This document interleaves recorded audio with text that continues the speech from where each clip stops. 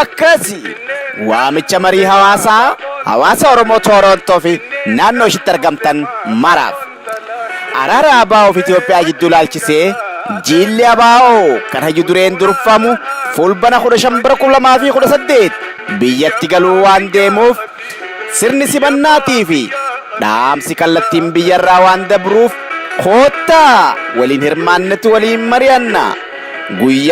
Guyyaa sanbataa Septembar yookaan fulbana 15 bara 2018 iddoon 1677 Wilson Avenue Park Plaza Hotel yeroon sa'a 5 waaree booda gadaan gadaa bilisummaa nuuf haa ta'u konyaa mul'isa abbaa gadaa horaa bulaa.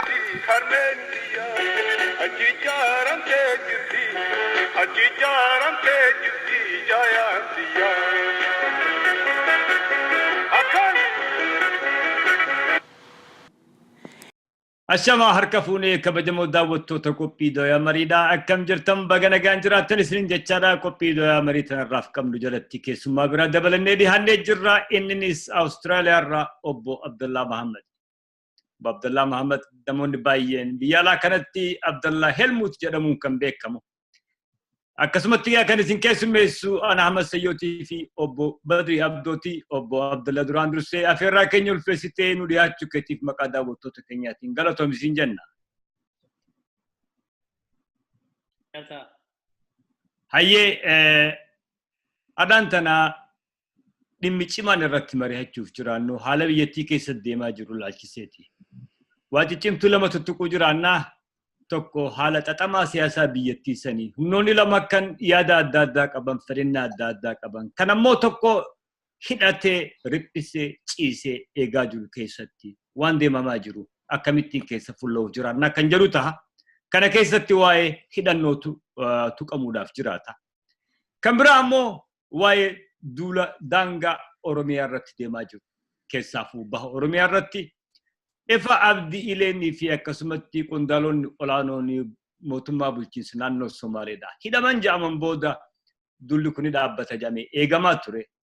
Haa ta'u garuu bal'iseetti babal'atee naannoo adda addaatiin itti fufaa jira.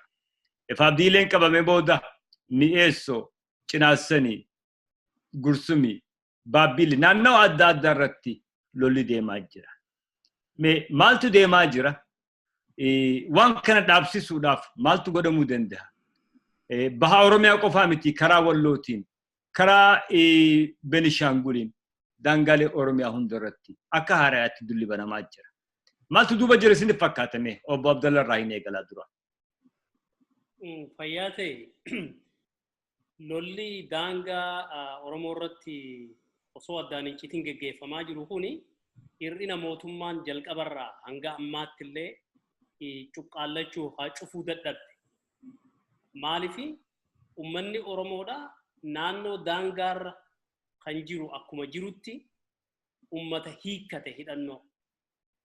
Hidhannoo hiikkachuu isaanii mootummaan kun nuti isaa isa jirratti nu isinti isa yaada jirratti kan hundaa'e jechuudha.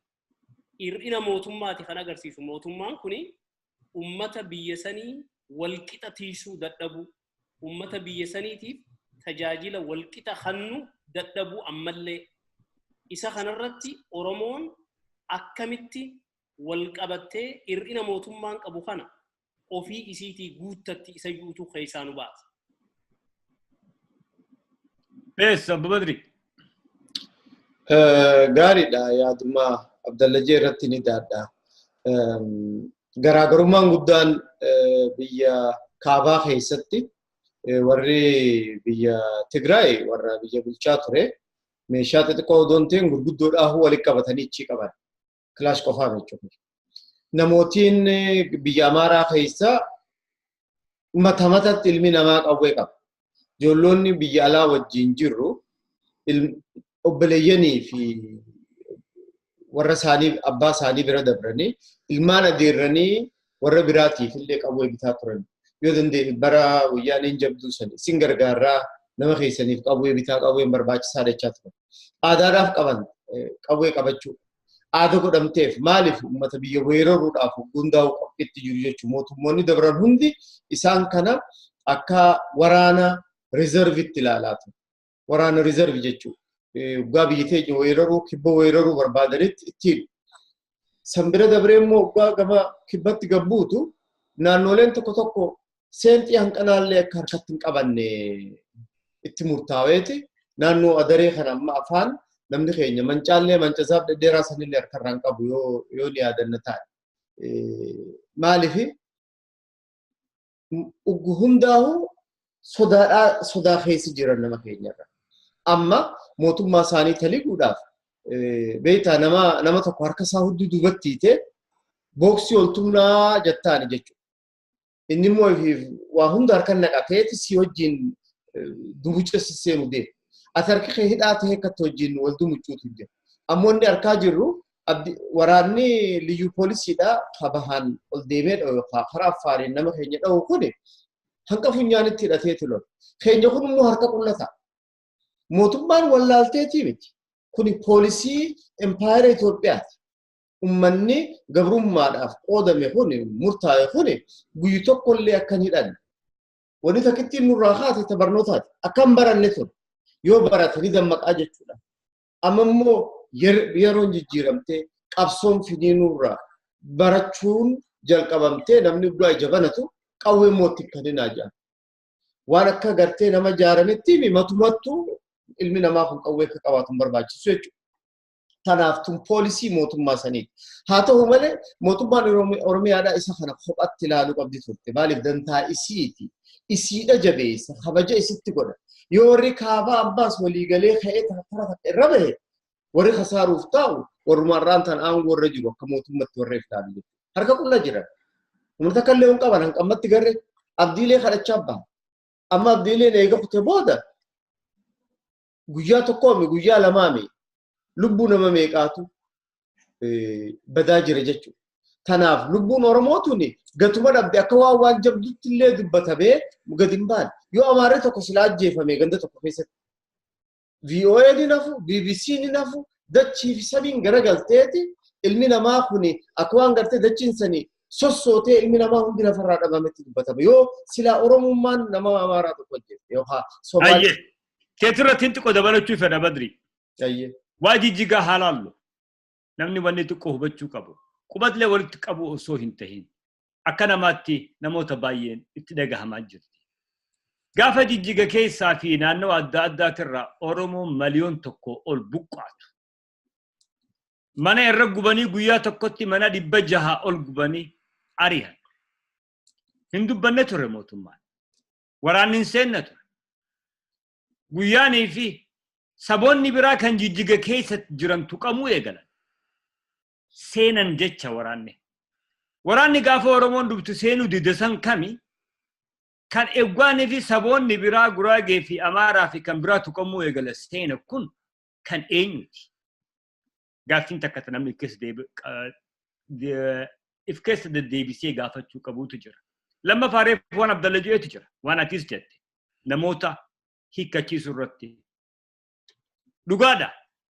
Yeroonii fi Oromoo yoo hidhatte biyya san sodaachifti Itoophiyaa san diidii jedhameeti jira. Biyya bulchaa jirraa callisaa tasgabbaawaa.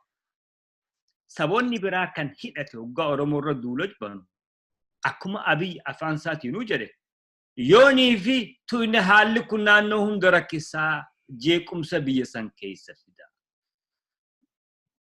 Gaaffii gaazexeessitootaaf yeroonii fi ibsa kan irratti gaaffii gaafatamte. Hidhannoo hiikkachiisuu irratti hiikkachuu qaban argaa jiru. Yoo wal'aanne boru waraana nu kaasuudhaaf ije.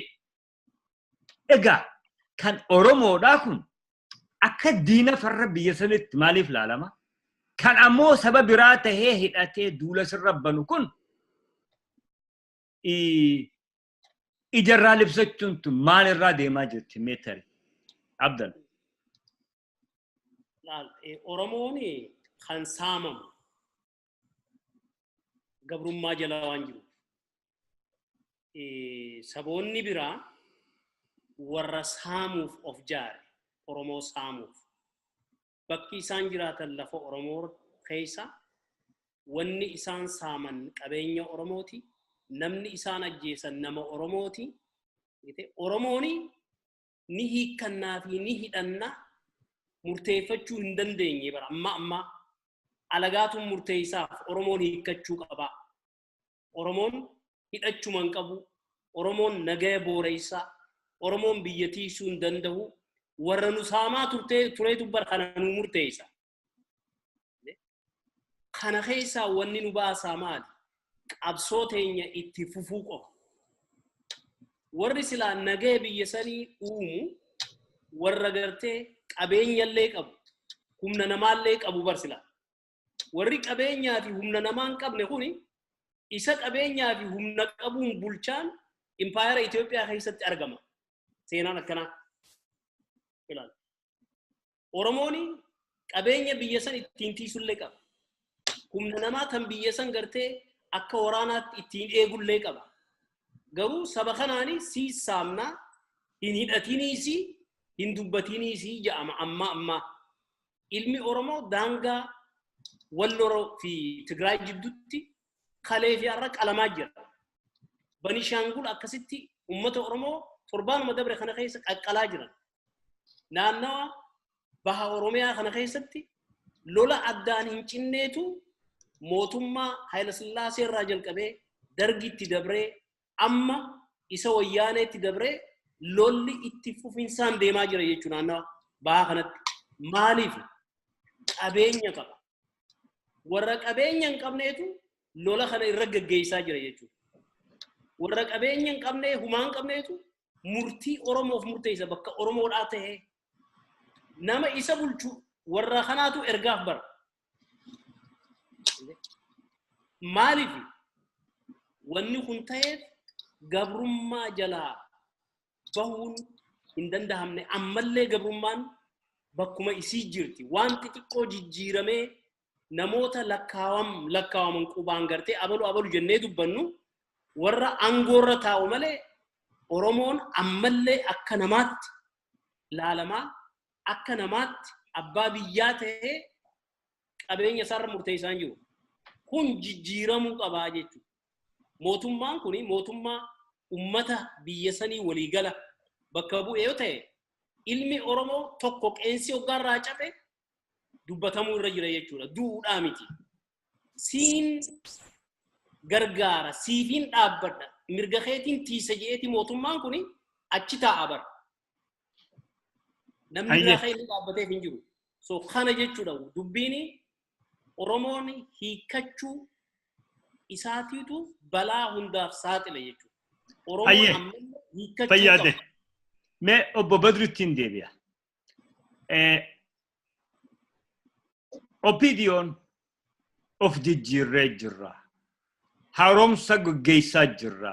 Haaromsa illee osoo hin ta'in haaromsa gadi fageenya jechaati uummatatti labaa jirti. Dhugaadha. Jijjiiramni tokko reform kan jedhaniin dhufee jira. Argaa jirra keessaafuu gama gubbaarratti. Ammoo hojjaadhaan gadi buunee hoggaa laallu. Ammallee akkuma kaleessaatti namoota ummanni hin feene humnaan irratti fe'aa jira. Kana keessaa fakkiin tokko ammallee kan baha Oromiyaa naannawa Cirootti ta'e Harargee lixaa kan jedhamuudhaan beekamtu ta'a. Bulchiinsa gama boodaa kanatti. Ammaan dura nama erganiif ummanni bahee dura dhaabbate. Warreen miseensota jaarmayaa kan jiran kan qaama hoggansarra jiran achi keessaa naannawa aanaarra kan jiran dura dhaabbatan.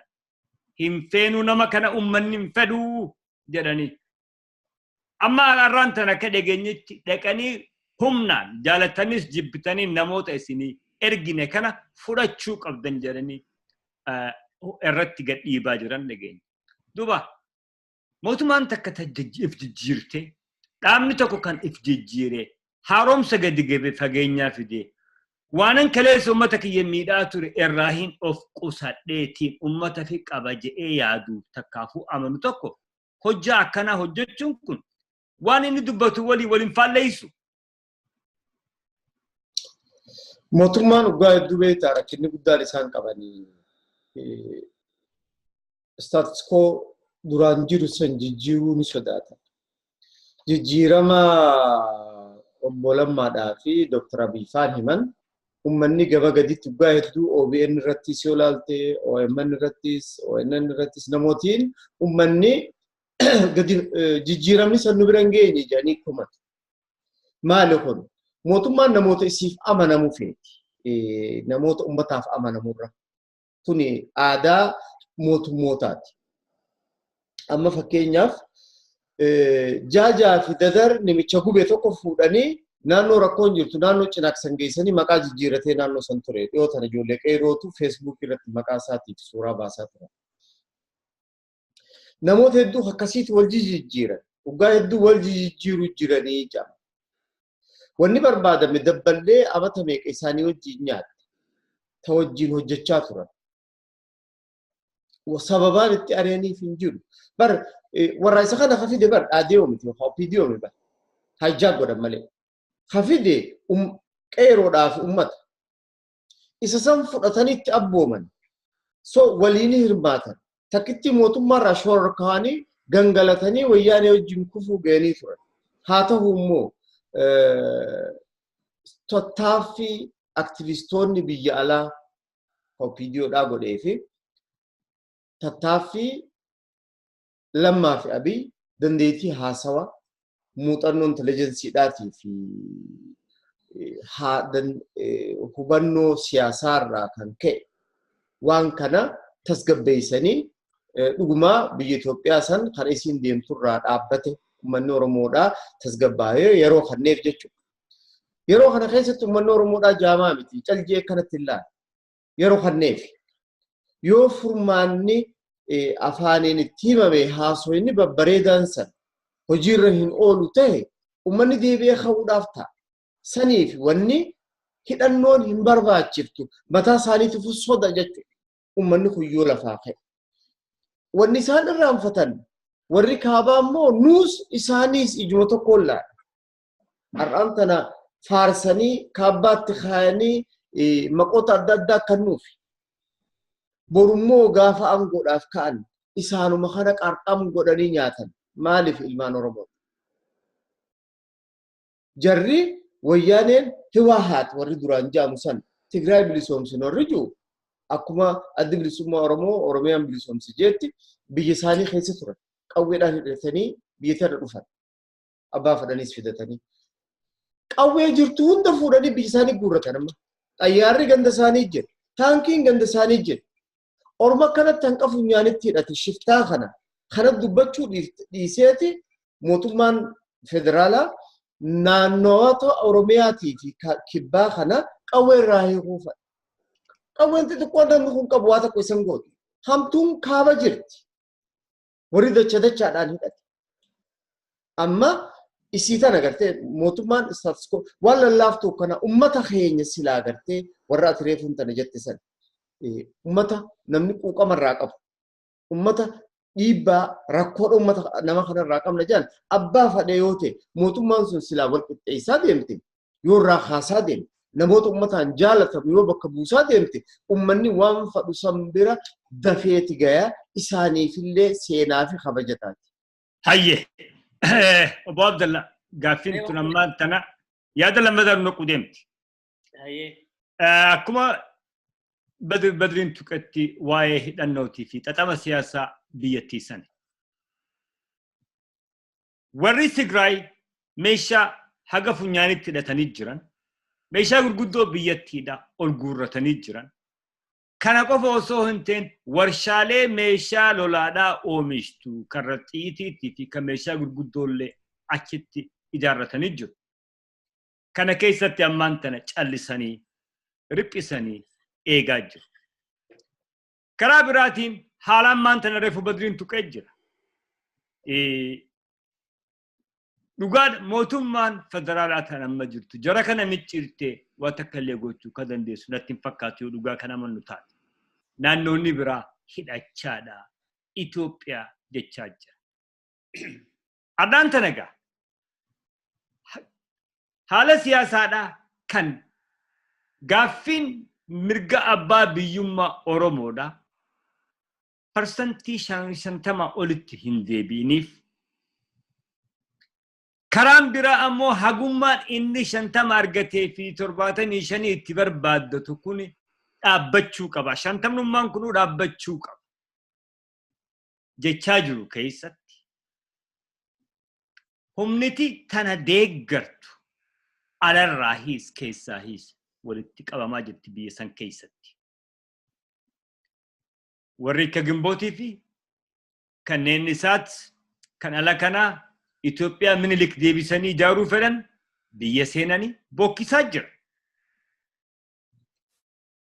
Warreen ammoo mirga abbaa biyyummaadhaa gonfachuu qaban qeerroo fi ammaas adda bilisummaa Oromoodhaa itti seenee biyya san karaa nagaatiin tasgabbiidhaan of mijachuudhaan seenuuf deema. Haala xaxamaa kana keessatti xaxama siyaasaa kana akkamitti walitti fiduun danda'ama? Kana keessatti hidhannoo hiikkadhaa wanni jedhamu kun sirriidha. Mee maal yaadda? Xaxama gartee siyaasaa kan jette huni eega Oromoon gabrummaa jala kufterraa eegalee xaxama siyaasaa biyya san keessa deemaa jira. Amma dhufee miti. Xaxamni siyaasaadhaa kan jalqabarraa Oromoon eega gabroomte dhufee kuni bakka amma Oromoon jirtu kanaan ga'e. Oromoon ifittisuu dhabu danda'uu dhabu kuni kan warri noorziidhaa fide jechuudha. Waan naannawa Tigraay eega haafteefu haasawa Dabratsiyoon dubbate haalaallu. Dabratsiyoon maal jee carraan keenya wal kabanyee waliin jiraachuudhaa jee.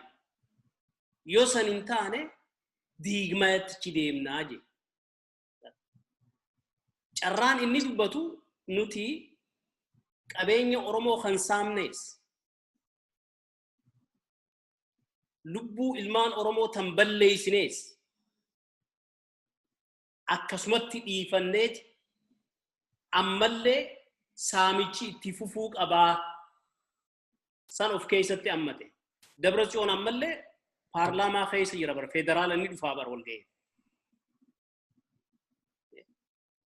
Kun osoo lafa jiruuti waan nama kofalchiisu tokko dalagame.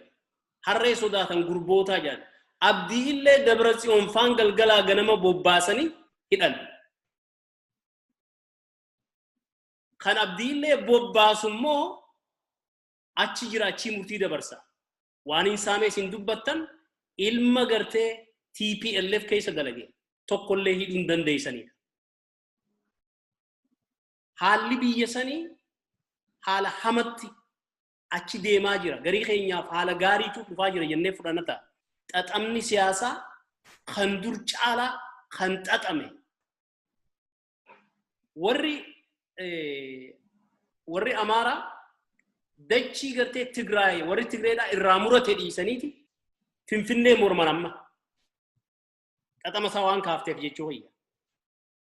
Silaa dachiichitti irraa muraman san muratan falmatanii san deeffachuutu duraa bara. Wanni irratti walii galame maali? Kana wanni niin kaaseef Oromoo balleessu, Oromoo saamuu, Oromoon gartee akka namaatti akka hin jiraanne taasisuudha. Kana keessatti warri OPDOdhaa eessa jiranii waan jiru haa laallu. Eessa jiran laata? Gariin keenya hoggaa akkanan laallu mooraa Oromoo jiran jenna. Gariin keenya hoggammaas qalbiidhaan laallu ija gatii qabduun hogga laallu lakkii jarri kun gartee haasawa jijjiirratan malee wanni isaan ammallee hojjechaa jiranii kan kaleetiin garaagarummaan qabu yaadaju maaliif kana ja'ama kan lammadaa kana.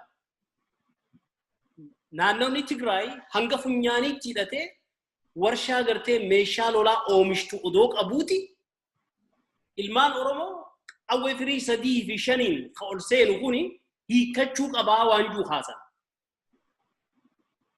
Tigreetti dubbachuu hin danda'an jechuudha. Wanni ammallee si garsiisu. Warri Amaaraa haga funyaaniitti hidhatee jira. Isaan kun hiikkachuu qabaan hin dubbatamtu Oromoo firii 5 fi 6 hidhatteetu hiikkachuu irra jiraa jedhan ammallee dubbatan. Kanaafi xaxamni siyaasaadhaa hamma argamaa jiru kuni balaa guddatti Oromoo kaachii oofu malee kan Oromoof gartee nagaa fiduu miti. Oromoon wanni isa baasu maali ifjaaru shiggiree qabullee lafa kaa'uu dhabu hidhannoo hanga qaburratti ida'atee karaa danda'u hundaan ilma Oromoo kan lafaa ol ka'u hunda hidhachiisuudha. Oromoon nagaan beekame Oromoon hidhatee fi miti kan nama gatu Oromoon hidhateef biyyan facaasu akka biyya facaasuu hin dandeenye ijoolleen qeeroodhaa dhugoomsanii jiran. Wanni Oromoon hin hidhannee fi naannoonni biraa hidhatuuf ergaatu duubaan jira jechuudha. Saamichi san akkatti fufu, gabrummaan akkatti fufu, namummaan Oromoo akka mulqamu santu duubaa xaxamaa jira jechuudha, kokorfamaa jira. Qabsoon qeeroon geggeessaa ture akka karatti hin hafne yoo barbaachise ilmi Oromoodha akkuma naannoonni biraa haga funyaaniitti hidhatetti ilmi Oromootis haga funyaaniitti hidhachuu irra jira. Nama keenya hidhachiisuutu nurra jiraasi namni keenya hiikkachuu waan jirurratti mari'achuu irra hin jiru. Hiikkachuus hidhachuus isaan murteeffata malee warri karee gartee sirna TPLF leenjifame mana barnootaa TPLF keessaa bahe mana barnoota siyaasaa Oromoo keessaan baane jarri kun beeku jarri arra bulchaa jiran kun mana barnootaa kan TPLF keessaa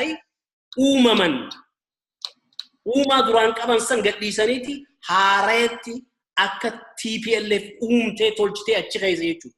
San keessaa dhiqamuu mala yes ni mala ammoo ni jijjiiraman jee Oromooniif dagachuu saniitu khasaaraa guddoodha.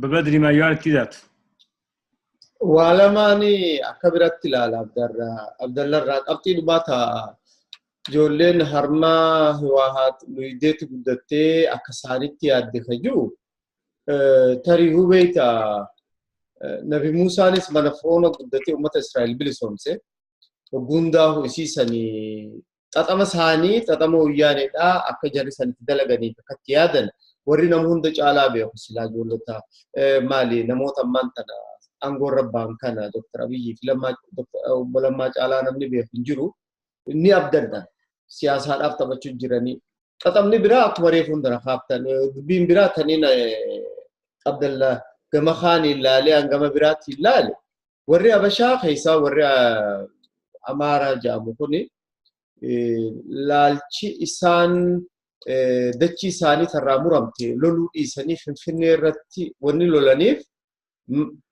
jalqaba yoo masaraa Minilik qabatanii rakkoo choolii san furraa jedhanii murteeffatan fakkaata. Walakkaa biyyaa yoo qabatan kaaba rakkoon jirtu laaftu maaliif yoo takka ikkeeyyii keessaa Wayyaanee baasan ifiifuu dubbiin dhumte maaliif mootummaa qabatan. Kanaafuu humna isaanii guutuu kanarratti fokas godhan natti fakkaata. Yoo laalte qabweeleen dheengaddalee dubbadheen ture. Qabweeleen yaatu hundi Gondarii fi Baardaarii fi Suudaan irraa haate jedhamti. Ta'u Oromiyaa Agwaa seentu qabamte. Isaantu gagguuru jira. Namichinis dirree baheetuma bulchaan biyya Amaaraa ummata keenya ni hidhachiifna malee ni hiikkachiifnu jedhe wajjin itti jiran itti yaadanii haasawa gurbaa Abii maali eenyu maqaan isaa Taammaan jedhamu haleeyoo gartan ni doorsise nama sossodaachise yoonii fi Itoophiyaan diinamaarra jettan taatan wal finnaa jedhe maal abdateeti qawwee qaban abdateeti akka nuti walirraa hiikuu jirru beekaniiti akka nuti qullaa jirru beekaniiti. Kanaaf warra haaromsa fide kana warra haaromsa if keessa finnee jirra jee dubbatu mootummaa federaalaatii fi mootummaa Oromiyaadha. Dhugumaan akka isaan jaalalaa fi nageessan fiduu barbaadan jarri beekee jira. Isaan ammoo jaalala obboleessa isaaniitti hin dhiisan. Nama tokko isaan ajjeese amata 30, 40, 50 shanyii lakkaayoo warra walirraa agartee deebi'ee haluuba. Ormi kuni akka isaan itti ilaalan psychological makeup gosa biraati uummata Oromooti wajjin. Tariihuu ijoollonni keenya kun warri isaan keessa guddate siyaasa isaanii beeku ni deebisan jeetiin hanqata yaada.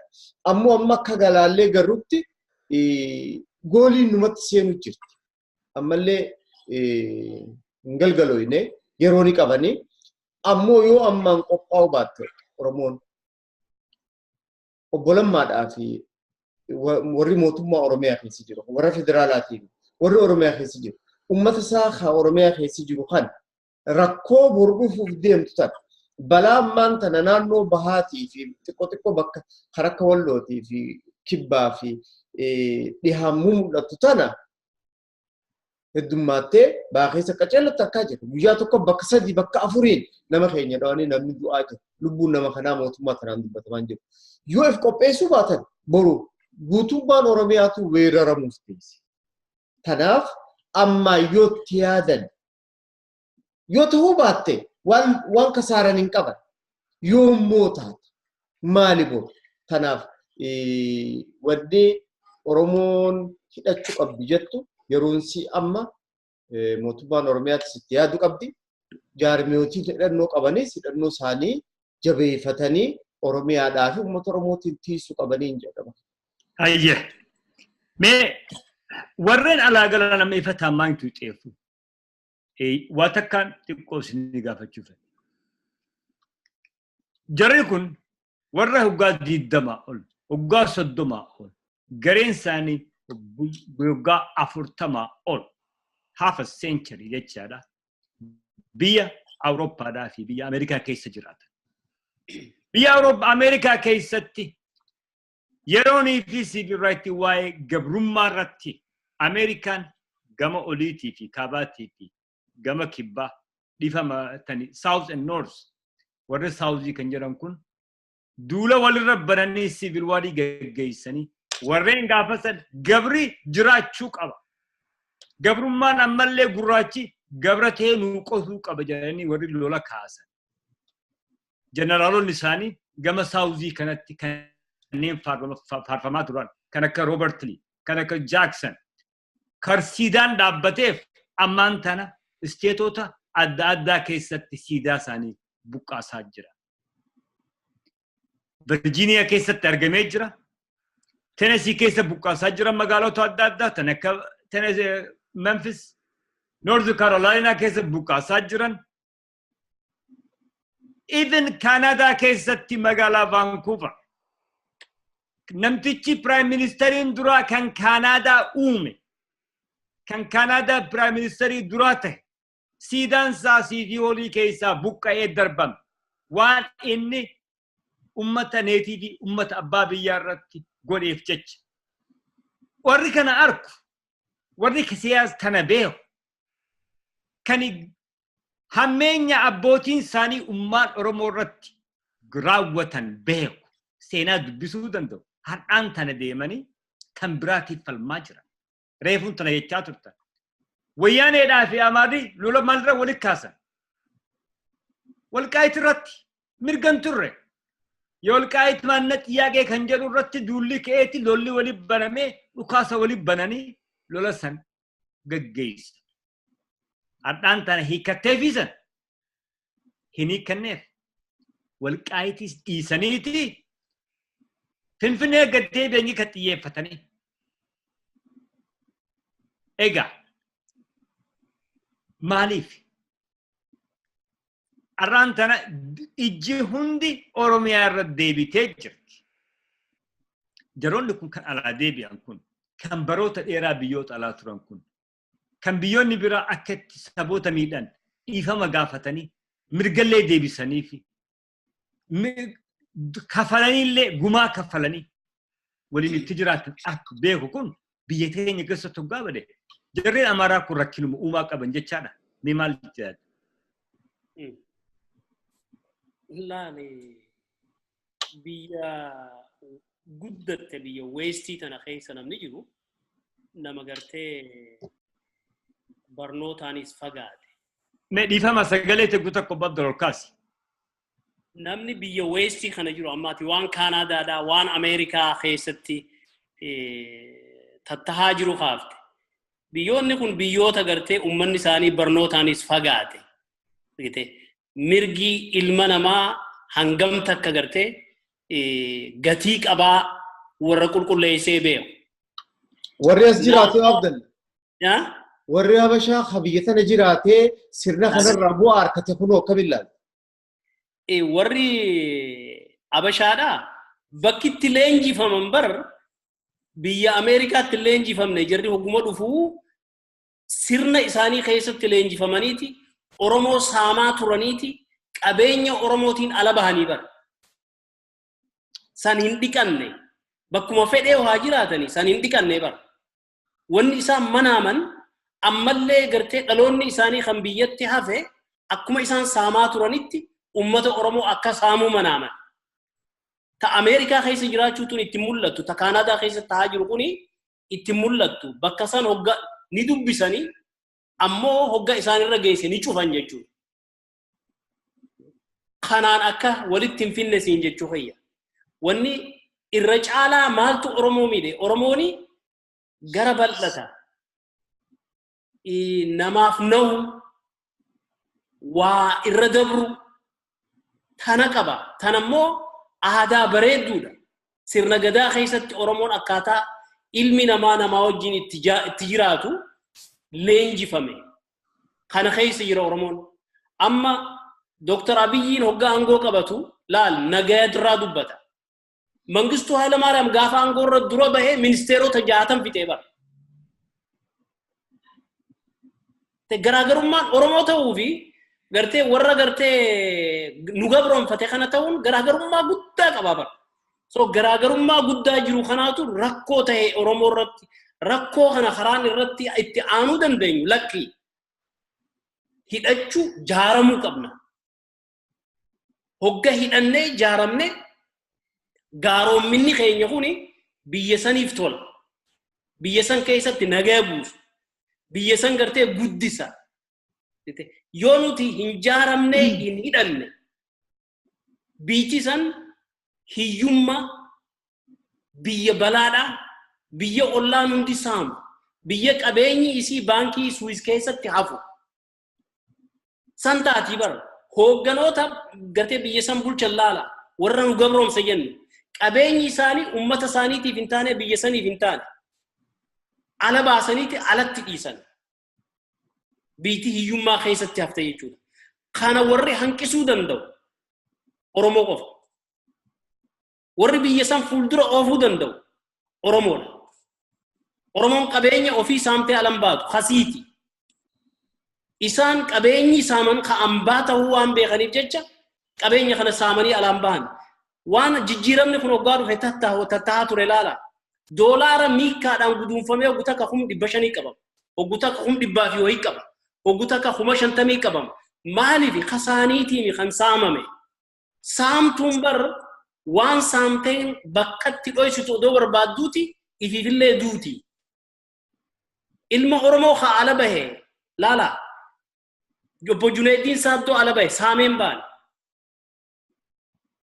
Hassan Ali ala bahe saameen baan waa takka alaan qabu garaagarummaan ummata Oromootii fi garaagarummaan ummata Oromoo gabroomsa jidduu jiru kuni garaagarummaa guddaadha garaagarummaa bal'aadha garaagarummaa hayyoonni keenya akka gaariitti gatta'anii qormaata irra gaggeessan gara bal'ina Oromootu Oromoo gartee gabrummaa jalatti akka dararamu taasise waniin bareeda mee amanta negama maayii deemaa jirra babadri atis mee maayii irratti yaada kana waliin fi waan daamsa qabdu walumaa galatti wanni an jechuu fadu namni keenya wanni hubachuu qabu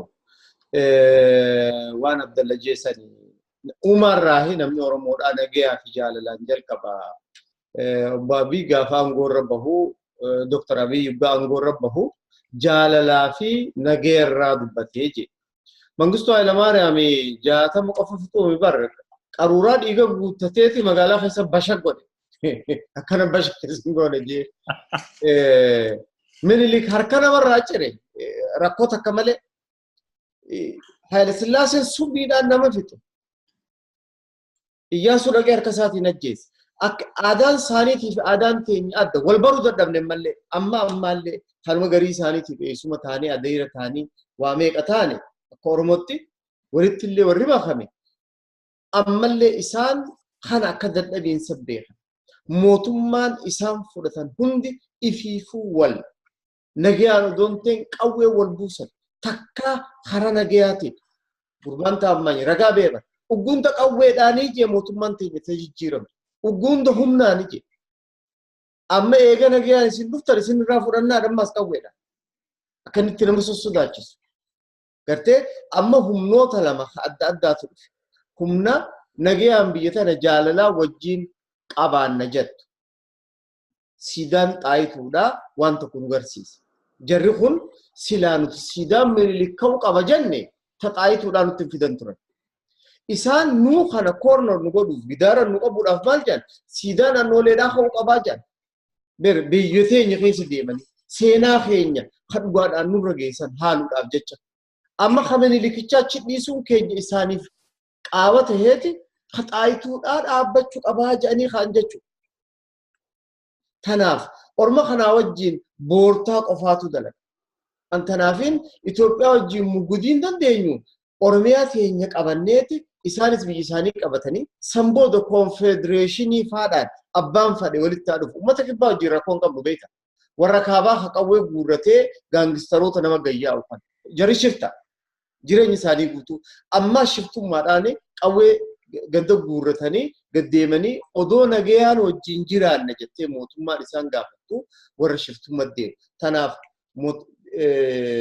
namootiin keenya warra viidiyoo keessa jirus warri jaarmiyoota biraatis waan kana karaa tokko wajjin dhaabbatanii uummata keenya mudhii isaa zinnaara guutanii hidhannoo guutuutti kannanii naga isaanii kiifachuu danda'uudha qabuun ja'a tanmaan dhaammadhaan galatooma. Ayyaa Abdalla jecha maayii. Jechi maayii kan inju ummanni Oromoo ummata dhugaa qabu. Ummanni Oromoo ummata haqa qabu. Ummanni Oromoo ummata kabajaa qabu. Ollootiin keenya hundinuu warri ummata Oromoo keessa jiraatu hundinuu isa kana akka dadhabbiitti akka wallaalaatti fudhachuun isaanii dogoggora guddaadha. Dogoggorri isaan dalagan kun biyyattii san biyya balaa taasisee hambise. Impaayara san impaayara kadhattuu taasisee hambise. Impaayara san impaayara joolleen dubraa xixiqqoon baatee biyya Arabaa keessatti if gurgurtu taasisan. Kanaafuu ummanni Oromoodha ummata gartee nagaya waaraa naannawa saniif gaafa Afrikaa waliigalaatiif fiduu danda'u ummata gaafa Afrikaa waliigala bakka bu'ee jaalala uumuu danda'u kana akka hubatan barbaanna. Saboonni Amaara, saboonni Tigreelleen kanuma haa hubatanii. Ummata keenya yeroof saamuun, ummata keenya yeroof ajjeesuun seenaa badaa dhiisanii dhaloota isaaniitiif akka dabran kanaan dura taasisanii jiranii ammallee isa kana akka ittiin fufne akka irraa of eeggatan akka irraa of qusatan akka ummata Oromootii waliin nagayaan jiraatan kabajaa ummata keenyaaf akka qabaatan gaafadha.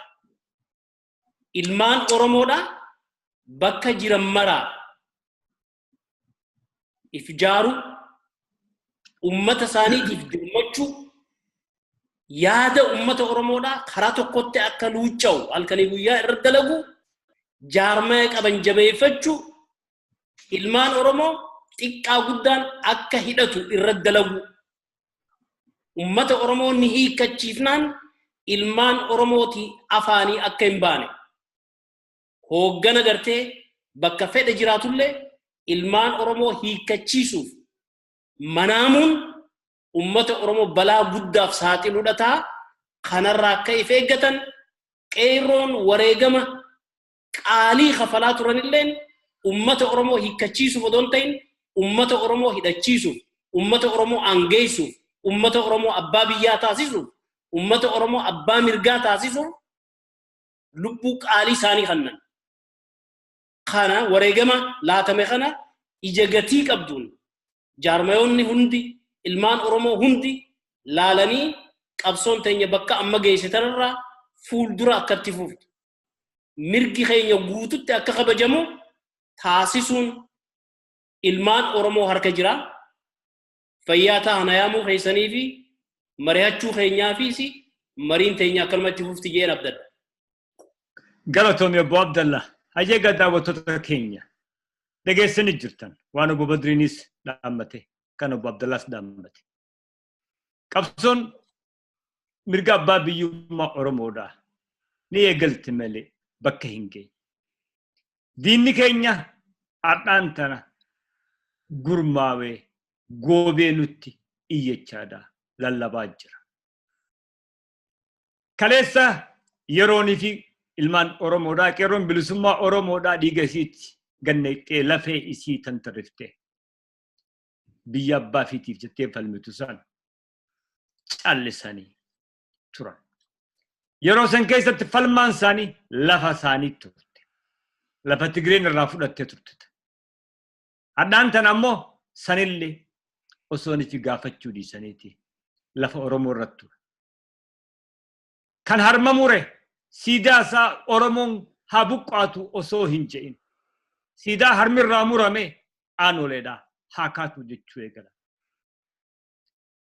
Kan harma nu muree miila nu ciree harka nu cire siidaan isaa haa ka'u osoo hin gaafatamin. Kan isa bira dhaabbattee kana cirsiifte akka dhaabbattu yaada biraa irratti dabala. Haddaan tana Oromoon saboota biraa kan biyya isii keessa jiru tuqee hin beeku. Baroota afran dabre qabsoo hadhooytu gaggeessan tana keessatti saba biraa nam tokko hin tuyne hin ajjeefne. Kan abbootiin isaanii dhufanii lafa irraa fudhatanii qabeenya isaanii irraa suufatanii gabra godhatan. Kan lafa irraa kaasanii viillaa irra ijaaratanii isa immoo eeyduu hulaasaa takkaafuu zabanyaa godhatan. Haadha mana isaa garadii godhatan. Osoonii fi hin dubbatin. Osoonii fi tokko hin tuqin. Haadhaan tana miliyoon 15 ol Oromiyaa keessa gammadanii jiraatan. Magaalaa takkitti Oromiyaadhaa guddittii afaan Oromoo dubbattu hin qabu. Tan kaapitaala keenya jennee burtiin dhaaddannu hin qabnu Oromoo. Hundinuu afaan alagaatti irra dubbatamu. Odoo kun jiruuti mirga xiqqoo harkanne tan of bulchuu maqaa jettuun maqaan harkannallee akka of duuba deebitu bulchiinsa shanyummaadhaa jedhanii akka dhaabbattu lallabaa jiran. Dhaabuu baannaan ammoo ni dandeenya jedhanii irri ol kaasaa jiran. Akkuma Badriin jee waan hidhatan beekan jecha. Ilmaan Oromoodhaa. Warreen nu bitaa turan, kan nu gabroomsaa turan, daranuu goobaa jiran. Kun kan taheef callifneeti yeroo hakkanni nu jennee waan callifneef. Kana keessatti of miidhaa jirra. Of hiikkachiisaadhaa, of sobaadhaa jirra. Ilmaan Oromoodhaa jarmooteen Oromoodhaa irraan tana OPDO irraa eegali. Kanneen gidduu jiruu fi hundinuu yeroon akka jaarmayaatti fi akka siyaasaa osoo hin ta'in akka biyyaatti akka sabaatti yaadan bira geessee jirti. Hegeree karaa qaxxaamuraa irra jirrarraan tana boru itti gaafatama seenaatiif waan nurra jiruuf jecha ammaan itti yaadaa jennaa. Egaa waan dhaggeeffataniif galatoomaa isinin jennaa keessummoonni keenyaas hundinuu galatoomaan isinin jaa nagatti.